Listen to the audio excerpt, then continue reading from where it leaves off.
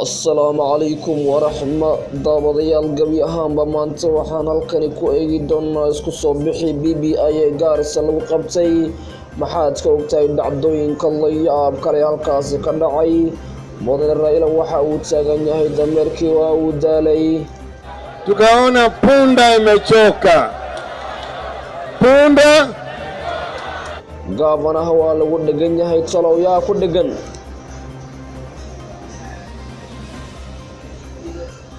mudanaha faafisna wali waxa uu ku dhagan yahay mudane Aadan Barre Duale alipatia nafasi. Ukipatia nafasi mwanaume atalala na bibi yako my friend. gaabane hore ee Garissa Nadiif jaamacadna goobta ayuu ku sugnaa walow uusan ka qayb qaadanin oo fursad la siinin haddana jawiga iyo xamaasadda waxa uu ka ahaa kaalin muuqda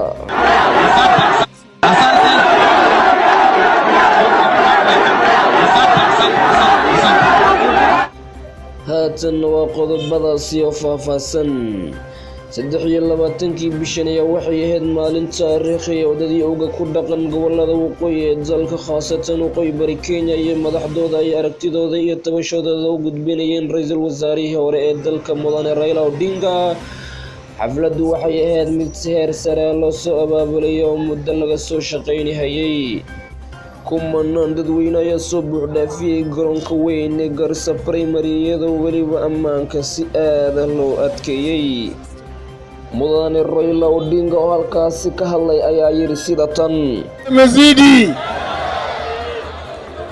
usalama umepotosha kutoka mambo ya vijana hawana kazi hawana ajira dhanka kale mudanaha faafi Mr. Abdikariim Cusmaan ayaa u muuqday mid waqti xaadirkan bedelay mudanaha Aadan Barre maadaama uu fagaarahaasi ka maqnaa Mr. Duale isagoo aanu ognahay inuu BBI ka soo horjeedo gabi ahaanba haddaba daawada miyaan dhihi karnaa Mr. Duale xaalka ayaa ku sii xumaanaya maadaama Abdikariim Cusmaan uu haatan horboodayo siyaasadda gobolka Abdikariim oo siyaad ingamiya dhinac taagan ayaa sida yiri Asante mheshimiwa Gataula ameongea leo anaitwa Sian Ngamia manake Duale alipatia nafasi. Ukipatia nafasi mwanaume atalala na bibi yako my friend. Sio kweli? Lazima tuko mboma yako sio? Yeye alikataa. Duale anaenda wapi? Duale anaenda wapi?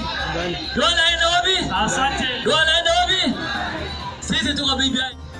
ugu dambeyntii fajicii ama kaadkii ugu weynaa wuxuu dhacay kadib markii uu Gavana Ali Buna isku dayay inuu la hadlo dadka oo xamaasad xooggan iyo caraxad dhaaf u muujiyay ayagoo dafaray dhagna jalaqaan u siinin hadaladiisa waxayna ku dhawaaqayeen magaca ah nadiif nadiif nadiif